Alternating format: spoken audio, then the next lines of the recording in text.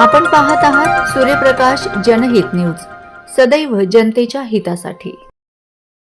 अकलाटचे सरपंच व त्यांच्या पत्नीचा तालुका पोलीस स्टेशनच्या आवारात आत्मदहनाचा प्रयत्न। गंभीर गुन्हे दाखल असलेल्या आरोपींना पोलिसांकडून अटक नाही।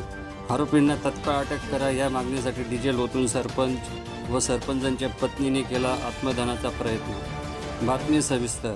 धुळे तालुक्यातील अकलाट गावचे सरपंच अजय सूर्यवंशी व त्यांच्या पत्नी कल्पना सूर्यवंशी यांनी काही दिवसापूर्वी धुळे तालुक्यात दाखल केलेल्या मागील गुन्ह्यातील आरोपी निलेश माधव सूर्यवंशी हा गावात मुकाटपणे फिरत असून आम्हाला जीवे मारण्याची धमकी देत आहे। त्यांच्यावर धुळे तालुका पोलीस ठाण्यात गंभीर स्वरूपाचे गुन्हे दाखल असताना देखील त्यांना पोलिसांनी त्याला अद्यापपर्यंत जाणीवपूर्वक अटक केली नाही। त्याला तत्काळ अटक करा या मागणीकरिता सरपंच अजय सूर्यवंशी व त्याच्या पत्नीने धुळे तालुका पोलीस ठाण्यात आत्मदहनाचा प्रयत्न केला।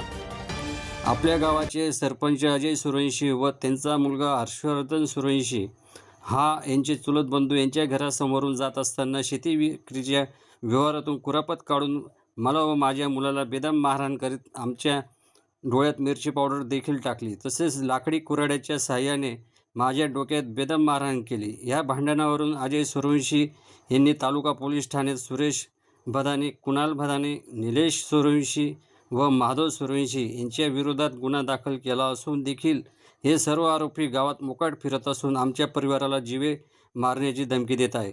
तरी देखील पोलीस त्यांना अटक करत नाही, म्हणून आम्ही तालुका पोलीस ठाण्यात आत्मदहनाचा प्रयत्न करत असल्याचे त्यांनी यावेळी सांगितले। सूर्यप्रकाश जनहित news, bureau report, Suresh Bagul, Dhule.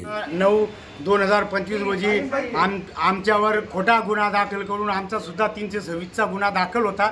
वेळोवेळी मी PI साहेब, SP साहेब यांना प्रत्यक्षात भेटलो। 326च्या गुन्ह्याबद्दल आरोपी मोकाटपणे फिरतात आणि ते आरोपी सांगतात की